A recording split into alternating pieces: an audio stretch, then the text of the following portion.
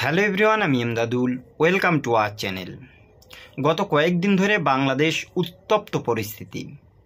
বিশেষ করে আমরা দেখেছি শেখ হাসিনার লাইফকে কেন্দ্র করে বাংলাদেশের স্বাধীনতার ঘোষক বঙ্গবন্ধু শেখ মুজিবুর রহমানের ৩২ নম্বর বাড়ি ভেঙে গুড়িয়ে দেওয়া হয়েছে। বাংলাদেশের ছাত্র এবং জনতারা বুলডোজার এনে এই ধানমন্ডিতে ৩২ নম্বরে শেখ মুজিবুর রহমানের ঘর বা ইতিহাসটাকে পুরোপুরিভাবে মাটির সাথে মিশিয়ে দিয়েছে। তার পরপর বিভিন্ন দেশে থাকা বা বাংলাদেশে ঘাপটি মেরে বসে থাকে আওয়ামী লীগ যে সমস্ত নেতা লিডার রয়েছে, তাদের বাড়িতে একের পর এক আক্রমণ শুরু করছে সেদেশের ছাত্র এবং জনতারা। তার সঙ্গে সঙ্গে আমরা দেখেছি মাত্র ১৫ বছরের যে আওয়ামী লীগ শাসনে অত্যাচারিত হওয়া মানুষগুলো বিভিন্ন রকম আওয়ামী লীগ নেতা লিডার ছাত্রলীগের ঘর বাড়িগুলো ভেঙে একের পর এক গুড়িয়ে দিয়ে বাংলাদেশকে একটা অস্থিতিশীল পরিস্থিতিতে তৈরি করতে চাইছে। এজ ইট ইজ এরকম একটা সিচুয়েশনে বাংলাদেশের আওয়ামী লীগ নেতা লিডাররা কিন্তু ক্ষিপ্ত হয়ে শেষে গাজীপুরে সমন্বয়ক এবং ছাত্ররা যারা আওয়ামী লীগের ঘর বাড়িগুলো ভাঙতে এসেছিল তাদেরকে গণধোলাই দিয়ে সেখান থেকে পালিয়ে যেতে বাধ্য করায়। পরবর্তী সময়ে আমরা দেখেছি বিভিন্ন কলেজ বা বিভিন্ন জায়গায় থেকে ছাত্র এবং জনতারা গাজীপুরে চলে আসে। সেখানে পুলিশ প্রশাসনের উপরে চাপ সৃষ্টি করে নতুন করে অপারেশন ডেভিল হান্ট নামক একটা অপারেশন সৃষ্টি করে। এর মানে হলো যে সমস্ত আওয়ামী লীগ নেতাকর্মীদের বাড়িতে প্রাক্তন বন্দুক বা বিভিন্ন রকম মেশিন রয়েছে সেগুলোকে বর্তমান সরকারের হস্তান্তর করতে হবে। তাদের কাছে কোনো রকম লাইসেন্স দেওয়া হবে না, যার জন্য নতুন করে আবার এই দেশটা অস্থিতিশীল পরিস্থিতি হয়। অথচ আমরা দেখেছি বাংলাদেশে বিগত কয়েকদিন ধরে যে সমস্ত ৭১-এর ইতিহাসের বীর মুক্তিযোদ্ধা ছিল তাদের সঙ্গে একের পর এক নৈরাজ্য সৃষ্টি করছে সেদেশের নতুন অবগত এই সমস্ত ছাত্র এবং জনতা। ৭১-এ যাদের রক্তের বিনিময়ে এই দেশ স্বাধীন হয়েছিল সেই শেখ মুজিবুর রহমানের ঘর ভেঙে ফেলা হয়েছে। তার বিভিন্ন রকম স্ট্যাচুগুলো মূর্তিগুলোকে গলায় দড়ি দিয়ে সেগুলোকে ভেঙে গুড়িয়ে ফেলা হচ্ছে। আওয়ামী লীগ নামে যত জায়গায় শেখ মুজিবুর রহমান সহ হাসিনা যত জায়গায় যে সমস্ত জিনিসগুলো তৈরি করেছিল, লাইক সেই school, airport, Bangabandhu bridge, Bangabandhu stadium, সেই সমস্ত জায়গার নাম এক এক করে প্রত্যেক জায়গার নাম চেঞ্জ করে নতুন করে রাখা হচ্ছে। এমনকি বহু সংখ্যক ইতিহাসবিদ বহু সংখ্যক জিনিসগুলো বাংলাদেশ এই সময় আস্তে আস্তে নতুন করে ইতিহাসগুলো মুছে নতুন করে ইতিহাস লিখতে চাইছে। সেই সঙ্গে সঙ্গে বাংলাদেশের বর্তমান যিনি রয়েছেন দায়িত্বে ডক্টর ইউনূস, সে কিন্তু সেখানকার যে সংবিধান রয়েছে সেটা নতুন করে আবার লেখার জন্য তাদের বিভিন্ন রকম কথা চলছে।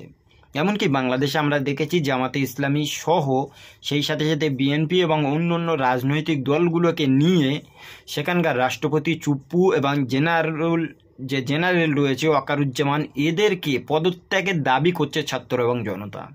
দীর্ঘ কয়েকদিন ধরে ভিন দেশীয় বসে বসে সোশ্যাল নেটওয়ার্কের মাধ্যমে দুইজন ইউটিউবার পিনাকি ভট্টাচার্য, ইলিয়াস হোসেন, কনক সরোয়ার, এরাই কিন্তু পুরো বাংলাদেশের মানুষটাকে পরিচালিত করছে। এরা যে কথাগুলোই বলছে বাংলাদেশের প্রত্যেকটা ছাত্র জনতা সেই কাজ অক্ষরে অক্ষরে পালন করছে। পিনাকি যেদিনকে বাংলাদেশের ছাত্রদেরকে আদেশ করেছে যে ধানমন্ডি ৩২-এ যে শেখ মুজিবুর রহমানের ঘরবাড়ি রয়েছে সেগুলোকে বুলডোজার দিয়ে ভেঙে ফেলা হবে, হাজার হাজার ছাত্র সে জায়গায় চলে এসেছে। এসে বুলডোজার এনে পুলিশ প্রশাসনকে তোয়াক্কা না করে সেনাবাহিনীদেরকে সেখান থেকে সরিয়ে দিয়ে শেখ মুজিবুর রহমানের ঘর বাড়িটা পুরোপুরিভাবে ভেঙে চুরে তছনছ করে দিয়েছে। এমনকি প্রথম আলো বা অন্য অন্য যে সমস্ত নিউজ পেপার বা পত্রিকা রয়েছে বা নিউজ মিডিয়া রয়েছে, এই সমস্ত মিডিয়াগুলোকে প্রকাশ্যে তাদেরকে ওয়ার্নিং দেওয়া হচ্ছে যে খুব তাড়াতাড়ি তাদেরকে বাংলাদেশ ছেড়ে অন্য জায়গায় চলে যেতে হবে। তাদের সেই সমস্ত অফিস বা তাদের যে সমস্ত সাংবাদিক বা দায়িত্ববান ব্যক্তিরা রয়েছে তাদের সেই অফিসগুলো পুরোপুরি ভেঙে নতুন করে আবার তারা সেখানে একটা নৈরাজ্য চালানোর চেষ্টা চালাচ্ছে। বাংলাদেশ সরকার সেইগুলোকে নিয়ে খুব ভালো রকম ভ্রুক্ষেপ না করলেও এই প্রথম আলো বা ডেলি স্টার এই সমস্ত নিউজ মিডিয়াদের অফিসের সামনে সামনে সেনাবাহিনীর ভালো রকম একটা পাহারা দেওয়ার চেষ্টা করেছে। কিন্তু ইলিয়াস হোসেন, পিনাকি এরা কিন্তু প্রকাশ্যে লাইভে মানুষদেরকে উৎসাহ দিচ্ছে, বলছে যে আমরা খুব তাড়াতাড়ি দেশে যাব, এই সমস্ত জিনিসগুলোকে আমাদের ভাঙতে হবে। এমনকি তারা এও বলছে শেখ মুজিবুর রহমানের যে কবরস্থান রয়েছে সেই কবরস্থান থেকে হয়তো ভেঙে চুরে একাকার করে দিতে পারবে। এরকম একটা সিচুয়েশান আজ বাংলাদেশ কিসের জন্য ক্রিয়েট হয়েছে? আমরা জানি বাংলাদেশে 1971 সালে দেশ স্বাধীনের সময় শেখ মুজিবুর রহমান সহ বহুজন কিন্তু ভীষণ একটা অবদান রেখেছিল। অথচ আজকে সেই বাংলাদেশে যারা এক সময়ের প্রতিষ্ঠাতা ছিল, যারা বাংলাদেশটাকে স্বাধীন করছে, তাদের আজকের সেই ইতিহাসগুলোকে মুছে ফেলে নতুনভাবে ইতিহাস কেন লেখা হচ্ছে?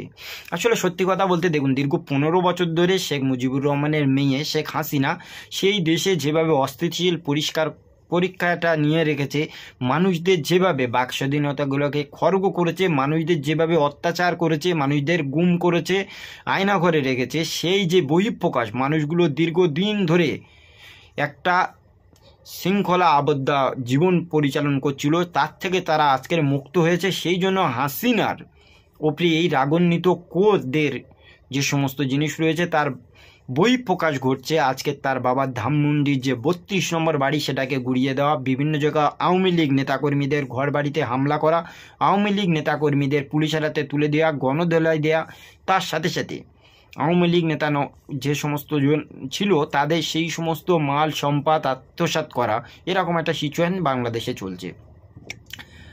আসলে এরকম একটা সিচুয়েশানে একটা জিনিস পরিষ্কার বুঝতে হবে, যে সমস্ত সমন্বয়করা ছিল তারা কি সত্যি সত্যি এই সময়ে বাংলাদেশের মানুষদের কাছে একটা সেলিব্রিটি এখনও আছে, না যে 5ই আগস্টের পর তারা এখন ভিলেন হয়ে গেছে?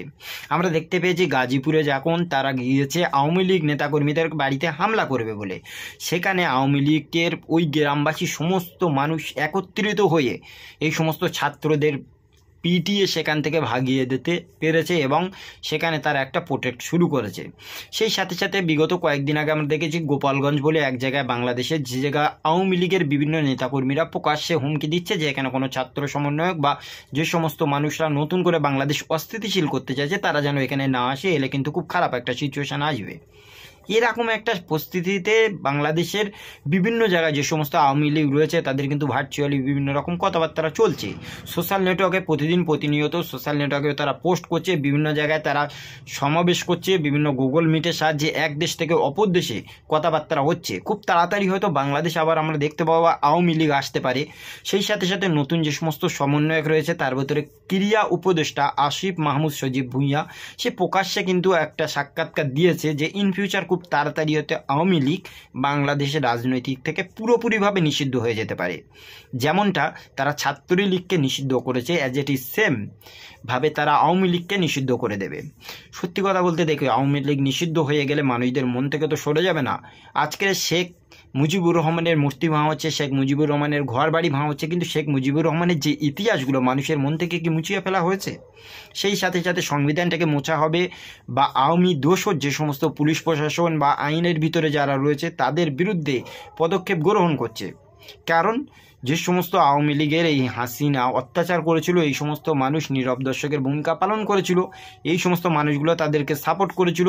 সেই জন্য আজ 800 কোটি টাকারও মতো দুর্নীতির একটা প্রবলেম এই হাসিনার মাথার উপরে রয়েছে।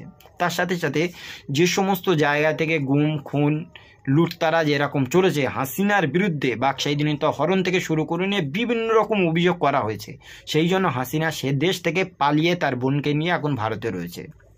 একটা জিনিস বুঝতে হবে, তাহলে বাংলাদেশে এই অস্থিতিশীল জায়গা থেকে কবে ফেরত আসতে পারবে? সত্যি কথা বলতে দেখুন, এখানে একটা নতুনভাবে নির্বাচন দরকার। নির্বাচনে যে সরকার আসবে তারা এরপরে সুন্দর একটা পদক্ষেপ নিতে পারবে। আসলে এখন তো কোনো নির্বাচনী সরকার নেই, যে যেটা মনে করছে সেইভাবে বাক স্বাধীনতা নিয়ে চলতে পারছে। আসলে বাংলাদেশের যে সমস্ত সংবিধান রয়েছে সেই সংবিধানে খুব ভালোভাবে তারা মান্যগণ্য করতে পারছেও না। সুতরাং নতুনভাবে রাজনীতিক একটা দল আসুক, ভোট হোক, তার পরবর্তীকালে যখন মসনদ আলাদাভাবে চেঞ্জ হবে, সে হতে পারে জামাতে ইসলামী বা বিএনপি, কেউ যদি ক্ষমতায় আসে আপনারা দেখবেন বাংলাদেশ আস্তে আস্তে সুন্দর একটা জায়গায় আসতে পারছে। তা না হলে ইন ফিউচারে এই যে নিজেদের ভেতরে দ্বন্দ্ব, কোপাকুপি, মারামারি, হানাহানি বা লুটতরাজ বাংলাদেশ একের পর এক যেভাবে চালিয়ে যাচ্ছে, এইভাবে কিন্তু বাংলাদেশের একটা দুর্দশা আগামী দিন চলে আসতে পারে। সুতরাং আগামী দিন যাতে না দুর্দশা মানুষদের একটা শান্ত শৃঙ্খলাভাবে বসবাস করতে পারে, সেরকম একটা সিচুয়েশনে বাংলাদেশে আসুক, এটা আমাদের প্রত্যেকের প্রত্যাশা। বাংলাদেশে বর্তমান সময়ে যে সিচুয়েশন চলছে এই বিষয় নিয়ে আপনাদের সুচিন্তিত মতামত অবশ্যই কমেন্টে করে যাবেন। আর আমাদের ভিডিওটি যদি ভালো লাগে অবশ্যই কমেন্ট করবেন। আর দেখা হবে অন্য কোনো দিন অন্য কোনো টপিকে। সকলে ভালো থাকুন, সুস্থ থাকুন। Thank you.